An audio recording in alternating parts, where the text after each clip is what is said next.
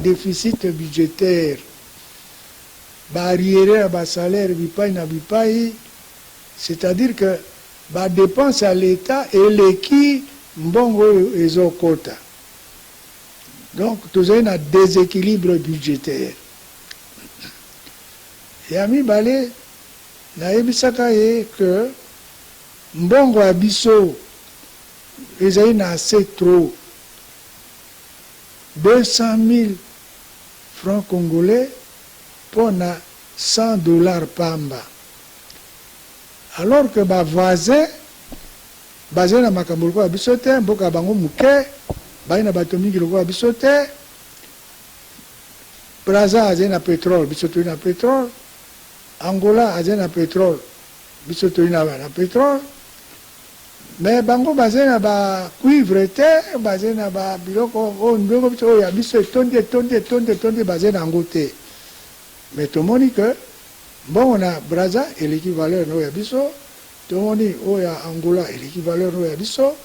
na Rwanda, na Uganda, bon, on a Bango et l'équivalent de Yabiso de valeur. C'est quand on a Lubaka, Tongbawana, Degeni ni président, Talango Malamu. Na Lubaka, l'Issoussou, l'Ikamboya, chômage. Chômage, Misale, Kangama.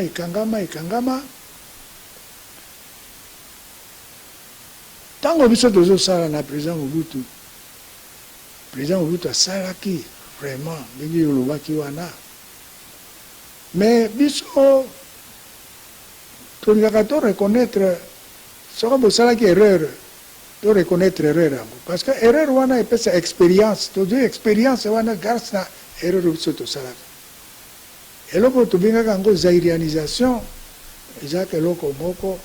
ezongisa biso nsima mingi. Mais bon, bazo ya,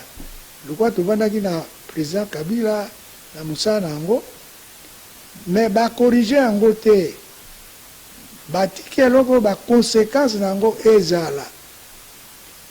Yango président Tshisekedi akutipe yango, la ligne lubani, le quoi na Kinshasa oyo, tozaka na Itex Africa. Au commande na 22 heures bato bazo longba na misala kuna, pa bazo na ndako. Tozo fabriquer babilamba ils ont fait ça bato mosala onatra enyoro ba transport wana ba maswa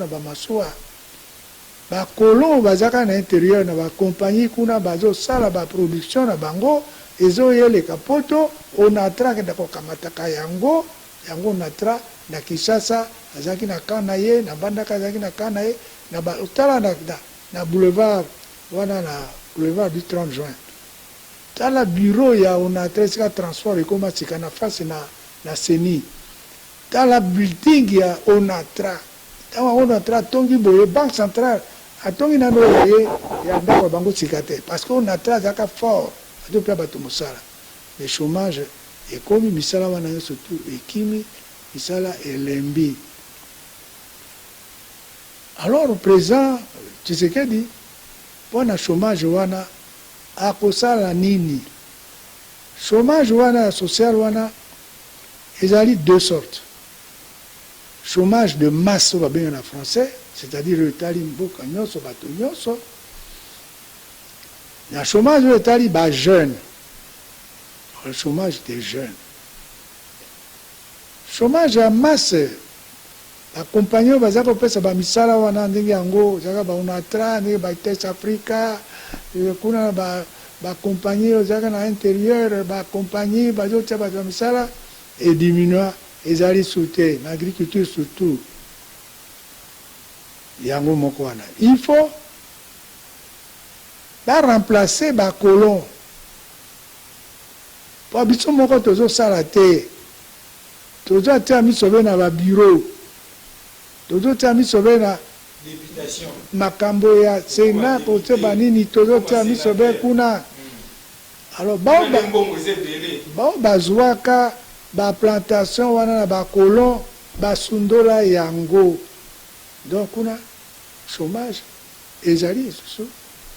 Et puis l'État ça kolongola chômage ya masse kuna na intérieur na milieu rural na likambo ko bongisa banzela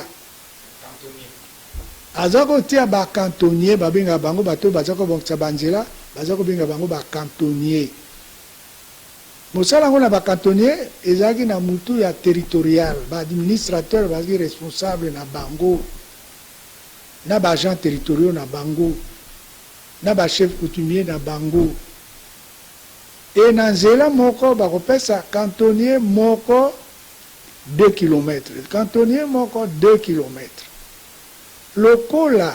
tozali na 140 000 km ya nzela peu bokozwa à peu près 70 000 cantonniers bazali lisusu te parce que bango bazofutama na sanza e bazosomba biloko ya bato bazosala babiloko na bango bao bakosala bambisi bazosala oyo bazosala banyama na bachasseur bazosala oyo basala bakwanga na bango na baloso na bango na bafufu na bacantonnier bazosomba bongo baportugais epa na biso baportugais kuna na este bazalaki bagrec baportugais bati bamagasin na bango tous les 25 km tous les 25 km 30 km bokozwa 5-6 magasins 5-6 bazolanda mbongo ya bacantonnier wana mpo basombela bango biloko donc kuna na intérieur chômage ezalaka te puisque bato liboso bazalaka mpo l'état ti bango na makasi ifo basala babilanga balia makasi mais ekomaka bato bazi bamoni babandi ozwa bambongo na bango babandi osomba bavelo bazosomba bafono alors bazosomba biloko na bamagasin ekomaka te basala bango lisusu pression te bakoma kolinga bango moko basala mosala bazosala parce que bayi bato bakoya kosombela bango non seulement bacantonnier bazosomba mais biso l'état baterritorio tozosomba biloko yango mpo topesa na bapolicier na biso topesa basoda na biso topesa na bahôpitaux na biso e na bamissionnaire bazosala mpo na bainternat bazosomba bato na internat bacompagnie bazosala mpo na batravailleur na bango donc kuna na intérieur ezalaka bien-être ezalaka kuna na kati na intérieur sika makambo yango ezali te bazopesa banzela na ba-ONG ba-ONG basala mosala kwa bibolo elamba yango bibolo awa bongo qualité ya bamisala yango ekesani etandi ke baadministrateur misala na bango tout na Congo mobimba il faut baza na 70 km à l'heure comme ça de district soko azoleka azosala nini amona soko akoki kotambola na 70 km à l'heure okoki kolongwana na Kinshasa okenda Bunia kuna province orientale soko oleki obela na okenda na VW 4x4 te ka VW pamba okolomba boye te okomi kuna très bien okoki kotambola na nzela lokola nde makadam nde nzela ya mabele ekoma lokola makadam mpo na ndenge baterritorio bazalaki kosala yango bayolanda bango te basala makambo yango 70 km à l'heure. Papa, mozali kokoba na entretien na biso ya mokolo ya lelo régime a Félix Tshisekedi ye alobi peuple d'abord maçon na peuple kasi na faisabilité tozali komona eza kosala mabongo te peuple d'abord ekomi badepute bafutaka bango nano mbongo eleki ebele badepute bazwa bajip badepute bazwa baemolima oyo eleki ebele kasi na ngambo population ya peuple d'abord population baenseignant babakiseli bango kaka 40 000 francs na budget oyo tozali koloba oyo kozala bongo traité bientôt na kati ya parlement na biso 40 000 francs pamba lelo nde tozali koloba grève ya baenseignant ezali parce que baboyi kozonga kelasi pamba te mbongo oyo ba revendication na bango na banque syndicale na gouvernement bayokani te nini Félix asengeli kosala po ete makambo oyo nyonso tu ezonga toyoki mpe lisusu tomoni mpe lisusu gouvernement na biso oyo beuti koleka banda Musée Laurent Désiré Kabila Joseph Kabila ye Félix Tshisekedi ye 60 ministres 24 vice-ministres mbongo nyonso tu ezali kokende na présidence ezali kokende na gouvernement ezali kokende na parlement population azali kozwa eloko te nini Félix esengeli asala mpona likambo wana mpona ngai wana lobaka na Top Congo que président Tshisekedi lokwa ye akuti makambo ebeba mingi azala révolutionnaire, azala lokola Mao Tse-tung na Chine, bongo akoredresse. Soko asali na ndenge na Mao Tse-tung te na autorité akolonga te, ikolekoleka. Kombo dictature ezali bien te, ba Belge bazaka babengaka ba Belge ba dictateur te. Mais ba Belge bazaka na autorité pona osala musala na ngo. Biso tozo bina, biso tozo mela, tozo setanini, mais ba pesi biso pe misala, mais discipline. La discipline est le bâtiment de mindele bakenda on a bakangio bâti ba relégué. Mais en dehors de ça, toujours ça le morceau, toujours ce là, ba musicien na biso bazo beta ba musique, toujours ce là. Sika toujours ce là na ndenge yango, mais bon côté le ko ezaki na flamand. Na flamand bazo calculer minimum vital ya bateau. Bazo bimanango o bazo calculer toujours le bayo moko abo te ba enseignant bazo bango na bango ko kite service ni de calcul ka minimum vital na gouvernement na biso 2 fois par an ndenge ba Belge bazako sala ezali na bana ezaite ezali na hotel mais président Tshisekedi pona ngai soko ninga ko moko Mao Tse-tung akobanda liboso na koboma eloko tosala ya décentralisation politique. Décentralisation olingi oloba nini? Botikeli bato ya base kuna na ba territoire, kuna na ba province, basala ndenge bango balingi. O gouverneur o na ndenge, gouverneur kuna na ndenge, gouverneur na ndenge, mais ba programme yango na bango ezo lekate parce que ba province yango ba pauvre. Basala la décentralisation te na pauvreté, il faut aussi que l'économie est aussi makasi. Si ka boye kuna na ba décentralisation yango, au lieu basala na décentralisation o ya tutelle, c'est-à-dire décentralisation territoriale administrative, basali yango ba kotisi yango na kati na constitution. Donc ce qui fait que si ka ba province kuna soko bango na pouvoir central bazo kanate bakena na tribunal yango cour constitutionnel et mon nation qui nani a raison ceux qui province a raison ce gouvernement central a raison mais bako punir province be bongo tete ba pisi punir la constitution non ba pesa bango autonomie large autonomie na kati nango pona ngai président c'est que abomango parce que ba pesa ka na sous-développement ba pesa ka décentralisation bongo te. Parce que ba moyen nyonso ezala esika moko bongo baza na programme moko ba gouverneur nyonso baza na programme moko bazo landango babenga ngo coordination pe babenga ngo cohérence na kati ya mosala eza esika te okoka sikawa partout bazo longola ba gouverneur koswana na gouverneur bango na ba assemblée yango bazo futa mate parce que mbongo ezali te 3 mois 4 mois même 6 mois. Alors, ba ministre ndenge moko provinciaux 3 mois 4 mois bazoate ba député ba yaki awana Kinshasa et pas le premier ministre kolobane kamata biso longola biso na ba province tia biso na gouvernement central kamata biso ndenge bazoloba na éviter réponse nini premier ministre apesa ki bango mais monani tekelo ko wana ekoka ko salema. Mais ce que vous avez erreur, il faut corriger. Pendant que ça développement, il faut le gouvernement central aussi comme bon se fait contacter ezo kenda wapi. Bongo ya Katanga ezo kenda wapi. Bongo ya Kisangani ezo kenda wapi. Bongo nini ezo kenda président Tshisekedi azo landa.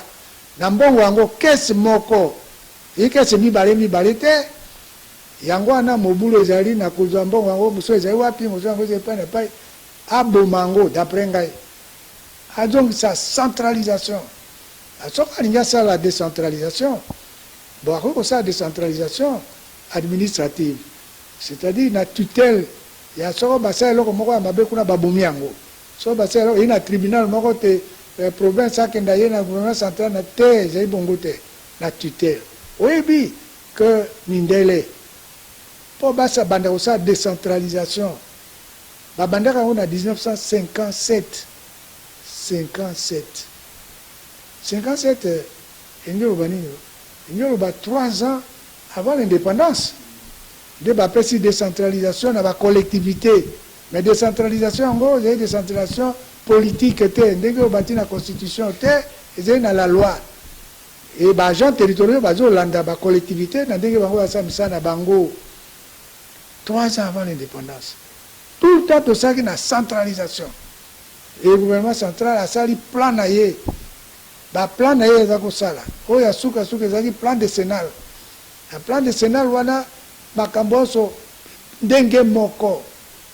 sika baprésident Tshisekedi nazomona ye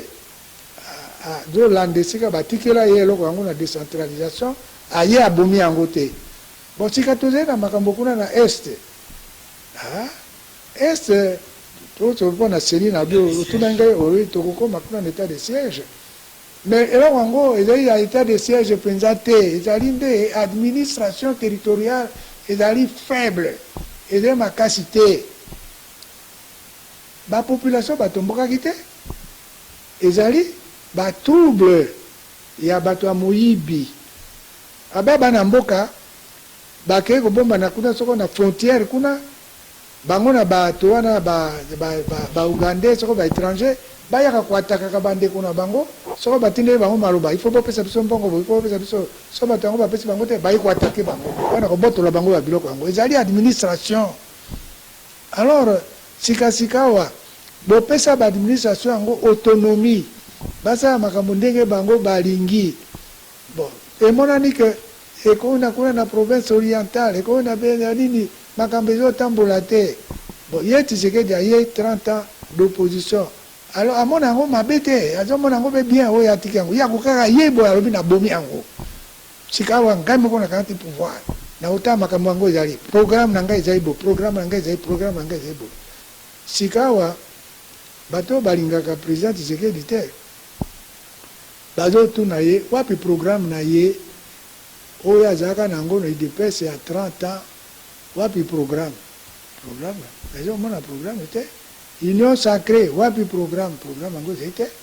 mais président Tshisekedi soko ayei nanu mabe oyo aza kotala lokola badécentralisation emonani mabe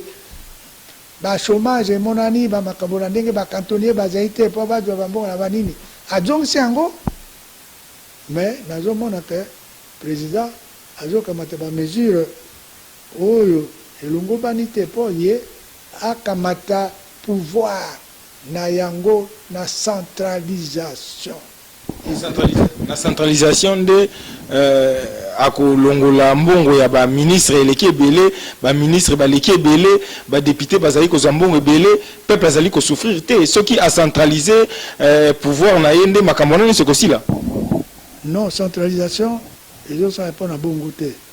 centralisation ezopona te mbongo ya leta ekokɔta partout ekɔta na kese moko ezali te kese mosusu ekei na province kese mosusu ekei na nini non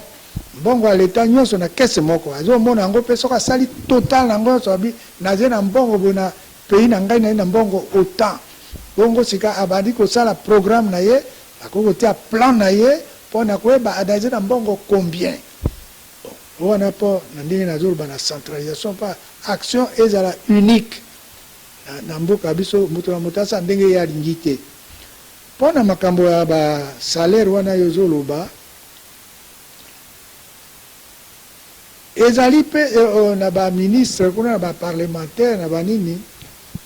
ezali mpe ndenge nazoloba wana nabenga yango centralisation te nabenga yango autorité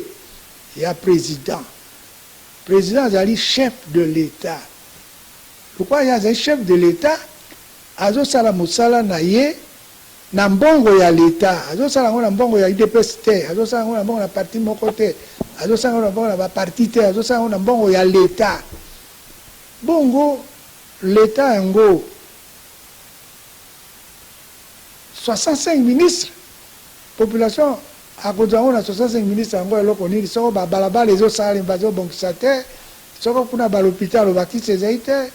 kuna baéquipement ezali te 65 ministres bon balongola yango 65 et comment ça 5 ans combien na éviter ça 57 ça 55 na ndenge yango ezali banani bazo senga yango ba parlementaire bazo sa pression sur le président ngai na nombre de députés pourquoi na membre de députés na zato ministre mibale omosusu boina boye bayo pesa pression président ko kai ko ba bango kaka na jambongo na pesa 55 ministres étaient na jambongo na pesa bino bon au moins province na province ba les laté province na province ministre moko le quoi to comme ça ba province belé tango zaka 11 to ko zabe na 11 le quoi to comme na soko 26 ba ko za 26 mais sukawana mais na le kawana te parce que il faut na jambongo ko kenda na makambo nate gratuité des soins médicaux gratuité à la primaire mais à sali gratuité en primaire mais à ti ba ministre belé est nécessaire te pona kutam samboka bongo ngo ko kenda et sali saye na makambo yo kuna bazolela bolongoli minerval bongo frais de fonctionnement yango wapi bon ba enseignant bazako doma prime moke na bongo ngo ya minerval ezali sute babandi osenga ba augmentation na ba salaire mais il est président à parlementaire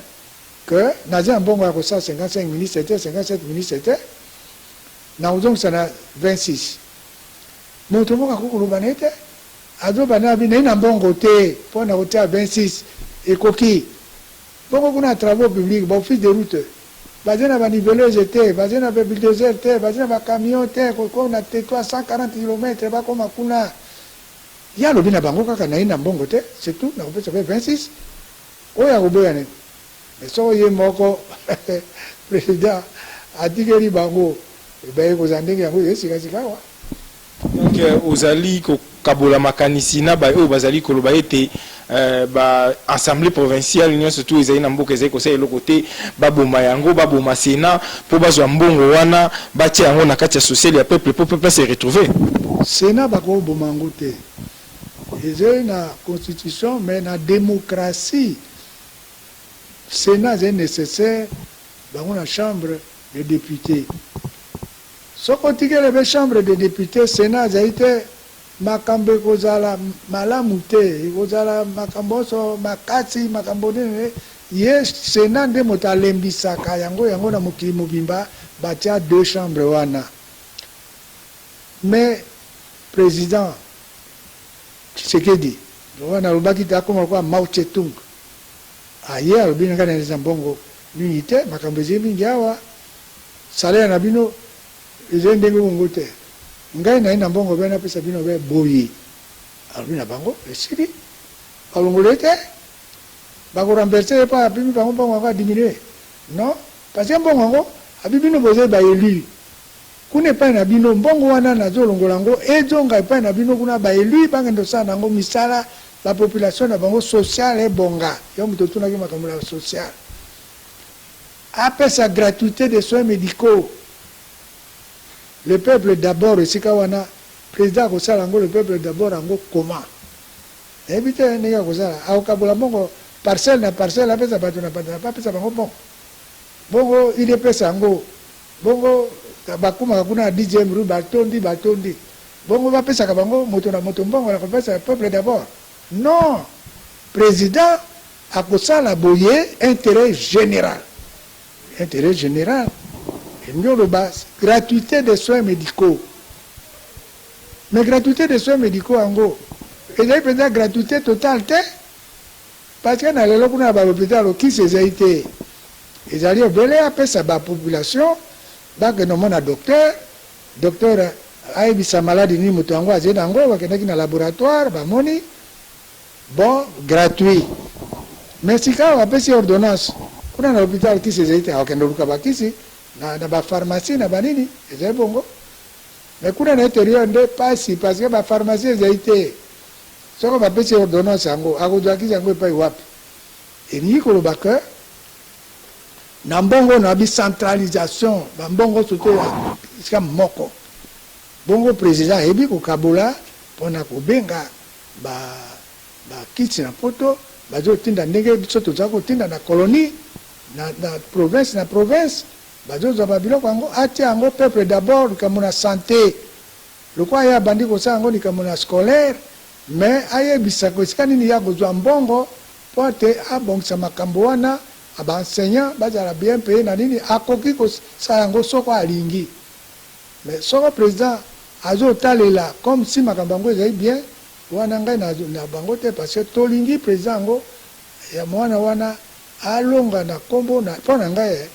nalobaka kwa jonga alobaka te azotalela na mpo na Etienne Tshisekedi ngai mpe nazomonela yango na Etienne Tshisekedi epuis mwana azobunga esika wapi mpo ani nakamata bamesure oyo te mpo ani nakamata bamesure oyo te ye moto azali chef de l'état bachef d'état banyi mibale awa te eka be ye alobela parlement makambo ndenge azokolobela bango alobela biso mpe population makambo ndenge azokosenga biso tosala yango mais soko azoloba te azozila omoni likambo moko ebimaki awa likambo ya kongoli te likambo yango ezobonga te parce que na constitution bacongolais tout bazali égaux alors ntango président atiki yango ezoleka na bachaîne de télévision ezoleka na bachaîne de télévision bamosusu bazali kokumisama na ndenge yango mais ntango ye aloba ke ye amona différence te na makambo yango ekomi wai donc andimeli bango te esili bazozela nini eloko nini président akoloba esili parce que azongisi makambo na normal ndenge azali constitution eboyi discrimination kati ya bacongolais bakosala yango te destitution eboyi ye mpe lokwa azali garant ya constitution kokaki atraine mingi te mpo aloba te non constitution elobi bo te wana eze te longola yango bon ewumelaki mingi na baparlement kuna bato yango bazomona clair te mais lokwa ye alobaki bango esili likambo aramu na yango président azoloba te pourquoi Mao Tse-tung oyo ya baramu wana non ça n'existe pas loi moko elobi yango te nini moko euti te ngai moko mpe nalobi yango te euti wapi eloko oyo baboma yango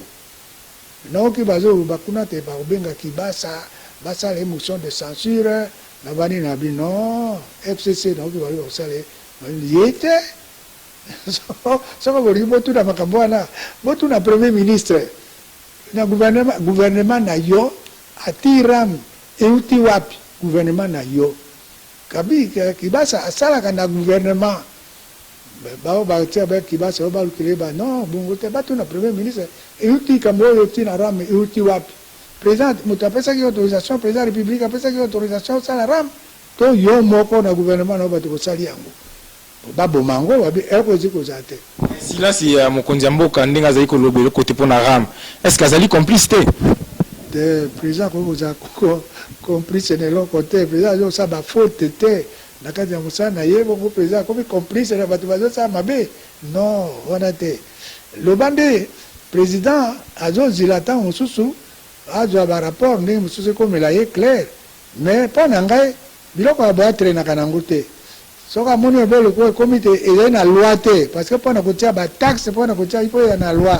lokola elekaki na loi te aloba na gouvernement longola eloko wana yoti wana naye nango d'accord te alobi na bango balongoli yango bamoko esili eumela te tozali kokoba na émission tokomi presque na suka ya masolo na biso kasi tokolobela likambo etali état de siège tozali awa na patriarche Ngulu lokanga oyo azali bongo pionnier ya indépendance donc azali na mayele ebele oyo ya kotambusa mboka oyo bakutana na makambo ebele makambo baguerre na este na Congo ebandi lelo te donc expérience ezali na likambo etali basituation nyonso ezali koleka na kati ya mboka yango toyeki toyoka ye ndeko Ngulu état de siège eumeli mingi parlement auti koproroger susu pour la 9e fois état de siège kasi ezali kosimba kaka te soko ofungoli radio oka bato bakufi na Beni ofungoli télévision bato bakufi na Ituri okende kuna oyoka bakidnape bato oyoka kuna baincendie bamituka okende kuna donc makambo ezali kobonga te uta état de siège ekota nini ezali kobonga te na kati état de siège ndenge oyo ezali komona ezobonga te moki analobaki nao kaka moki azoloba ye alobi bapesa ye mosala wana ya kamata bangala ke ndo bomango wana moki baki de bongo meze bongo te eze bongo te makambo wana ya état de siège nalobaka mba mosusu nalobaka na bino mba mosusu nalobi état de siège eloko babengango état d'exception. État d'exception ezali état de guerre, ezali état d'urgence, ezali état de siège. Bazali différent. Mais mokia alobi azali moto ya président Tshisekedi, mais amoni que président il a conseillé à malamu te, ba conseiller ne mabe, wana mokia nazo kendenge alu oloba. Mais pour ngai bato ba pesa ki président conseil ya kosala état de siège. Bon, président kamata ki décision na ye biso to memisa ndenge ya lobaki, mais bato ya kuna bazo mérité état de siège te. État de siège esalemaka soko bato na mboka batombukeli l'état. Et biso ntango tozwi na territorial nayi na cas moko onge nayebaki état de siège na collectivité kombo nango Bulukutu kuna na territoire de Bukungu, bato babomi agent territorial bato bete na butu babomi ye. État de siège ekei babengi basoldat ya boende baye kovandela bato wana occupation militaire, kokanga bango, koboma bango na batribunaux militaires directement. Et totika na histoire yango kuna bato mosusu akufi te bakamati ye bazobwaka ye na libulu bazoloba nakufi te babwaki ye, c'est fini. État de siège, occupation militaire, bato batombukelaki l'état aza komonisa autorité na ye. Mais kuna na beni yango na balubero yango na babipa yango kuna na este yango toeza na bayirumu na banini bato batombukela l'état te. Donc soko l'état koki kosala kuna administration ya territoire ye moko akoki kosala état d'urgence territorial. Bongo ati bacouvre-feu lokwa tozalaki awa état d'urgence embi oloba nini be civil moto azodirige soldat te na état de siège soldat akamati pouvoir asali occupation militaire batribunaux militaire parce que botitembe na l'état.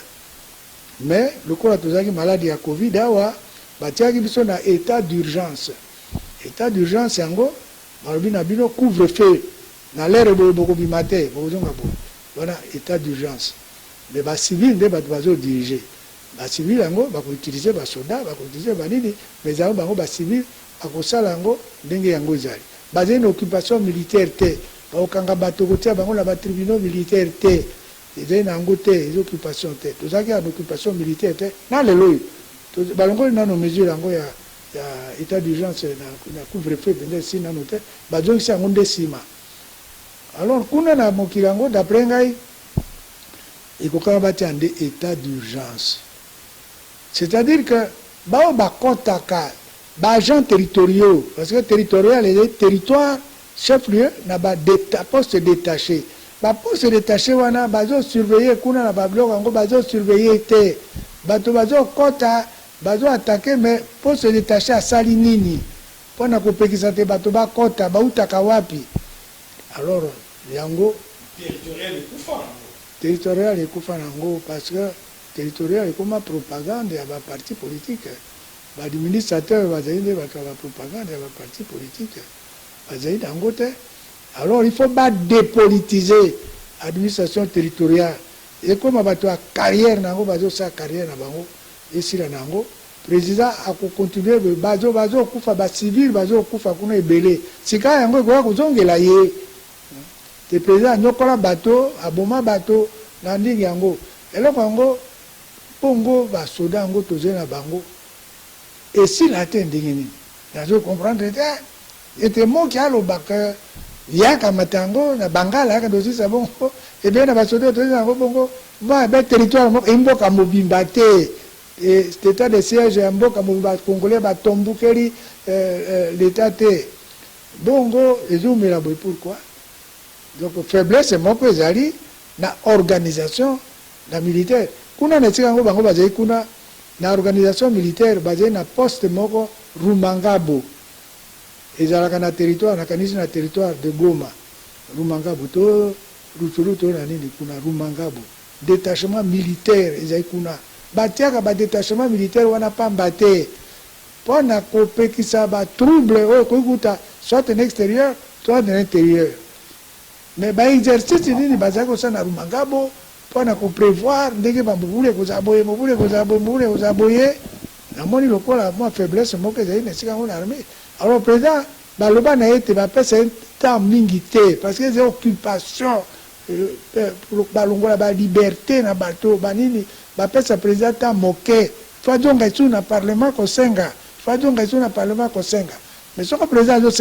azosenga loba eloko yango mabe bon solution nini azokamata nango sikasika et puis okomona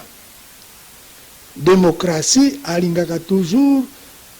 industrialisation eza na mboka wana soko baindustrialisation ezali te badictature ekozala makambo ekobonga te bongo sikawa est ce que kuna na intérieur ezalaka be baoriginaire mpo badirige yango ngai nalobi te ete balongola baoriginaire nalobi bongo te nalobi kaka na ngai moko na président Mobutu ntango ya président Mobutu ngai nazalaka élu gouverneur ya province de l'Équateur gouverneur ngai mwa moke boye président namoni o mokande ye ngai nazali su gouverneur wana te nakomi gouverneur ya Kivu balongoli wana na Équateur nakei na Kivu nasalaki na Kivu wana soko 2 ans soko boni lisusu alongoli ngai wana atindi ngai na Katanga non originaire Mobutu abomaka baoriginaire Kabila moto aye kozongisa yango mais nayebi te etali be ye moko Tshisekedi moto azaki conseil mwana yolikia bunga etala ye ndenge nini makanisi nini akoki kosala na ngambo wana alongola ba originaire acha ba gouverneur non originaire anome bango ba gouverneur ba votera bango lisusu ndenge bazo voter bango na l'Assemblée provinciale pour ba conflit pe zali kosala te soko na pesa ba conseil nazo pesa conseil ndenge mibale na pesa ba conseil yo ngai nazo mona président ye moko bongo nazo lobela ye na langage mosusu mais ongai nazo lobango na télévision na makambo public ngai na limite oyo ngai nakosuka naleka te ekoma te lokola ngai nakomi lokola koloba na président makambo oyo te ngai nde andima oyo ya ngai non nakoki koloba motindo wana te ye ndo azali mokonzi akoki kolobela bongo te ngai nalobi kaka ngai ka na ngai ezalaka nazalaka gouverneur ya Équateur batindaka ngai na Kivu batindaka ngai na Katanga ngai nasuki ka bongo soki bongo tokomi na suka émission tolobela likambo etali seni na ngonga mokie vraiment seni toyoki awa baconfession religieuse bayokani kaka te na proposition ya suka bapesi bango bakutana po ete bayeba na kopona président ya seni bayokani te mais yo opesaki proposition moko okoki korapele bayo bazali kolanda yo proposition na yo et puis nini esengeli koya na nsima soki ete seni oyo bandeko bayokani te donc tokokende na glissement élection kozala te nazoloba awa ke na souhait na ngai nalingi namona président Tshisekedi a changé azala lokola mboka yango ezalaka be bien ekotamba non mboka biso bien te mboka biso ezosala lokola état de guerre oyo bamesure ye azokamata awa azoboma makambo oyo ya seni ye akuti yango kokuta ndenge bapoliticien bazalaki kosala opposition na président Kabila nazali na mokanda moko oyo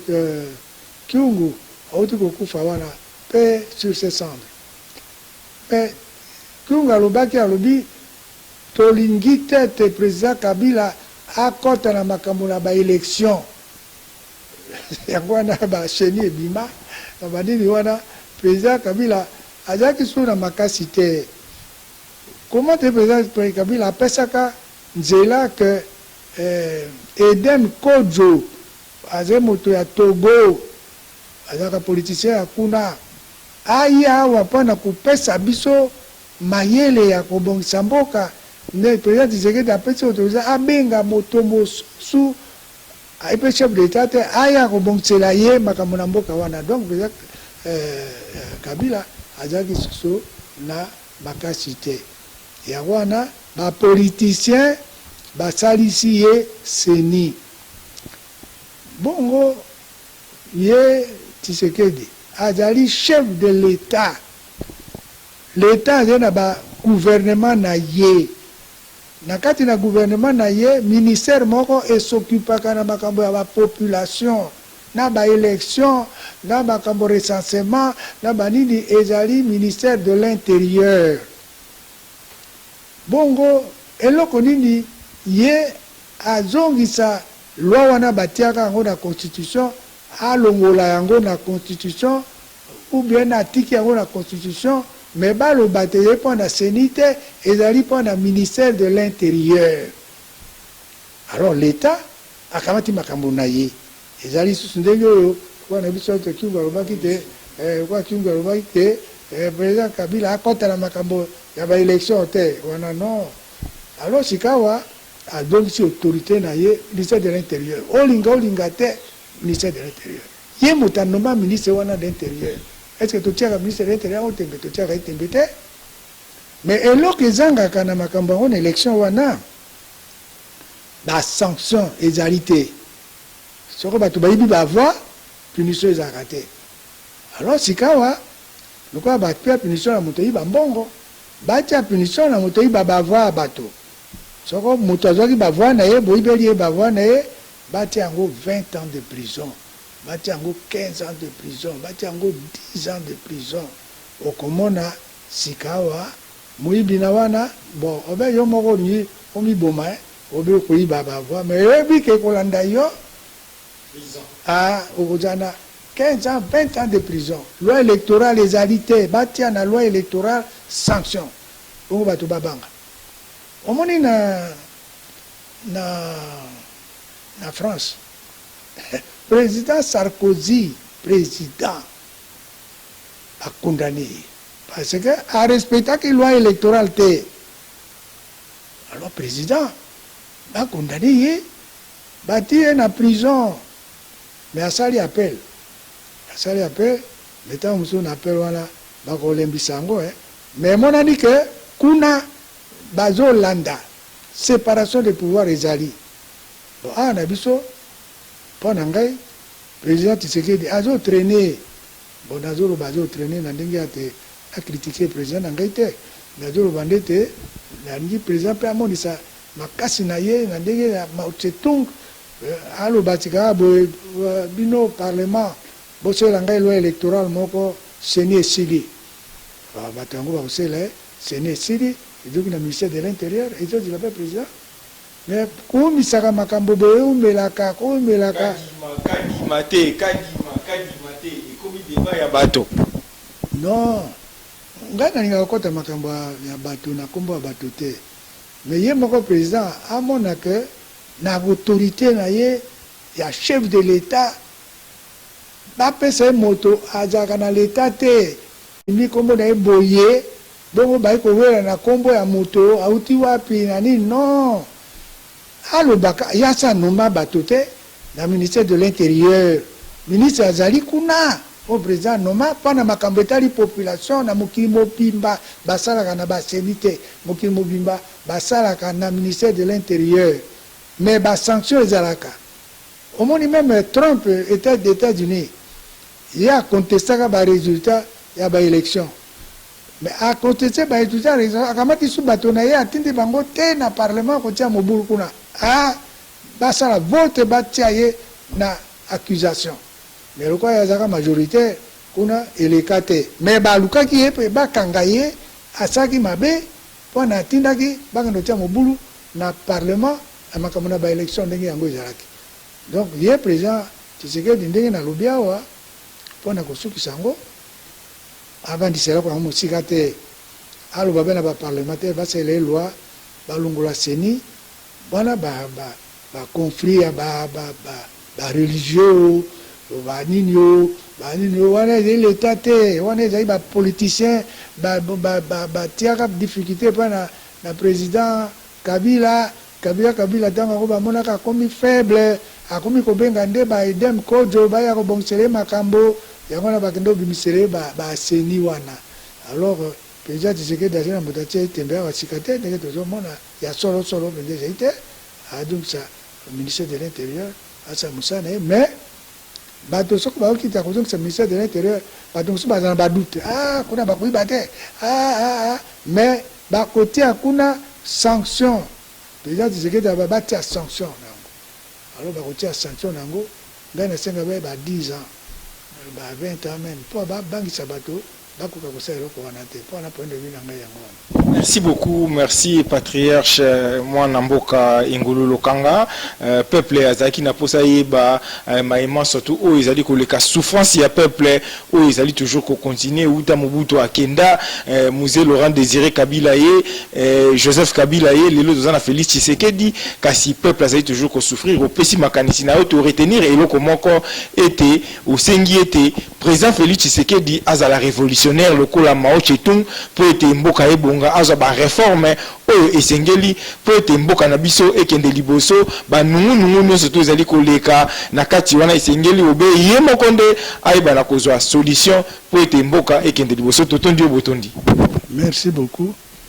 Vraiment bozalaki ebele bolandi lisolo oyo tobeti na mwana mboka Engulu Lokanga oyo azali pionnier de l'indépendance patriarche auti mosika na ba élection auti mosika na o Italie ko diriger mboka na biso uta ba belge tino lelo azali toujours et puis azali toujours ko continuer ko pesa makanisi na ye pe ko pesa proposition et pa ya bakonzi ya mboka po ete mboka na biso ekendi boso wana ezali bongo susi na ye to kute na bino na numéro mosusu ya magazine de Babo Solo soki posa ezali soki makanisi mosusu ezali ya ko pesa to koya lisusu et pa ya mwana mboka sénateur Engulu oyo apesi makanisi na ye pe to ko continuer ko yoka ye parce que to tikali ka ko bena ye moko o azali pionnier de l'indépendance sage ya Congo. Botika la malamu tokute na numéro mosusu ya Babo Solo.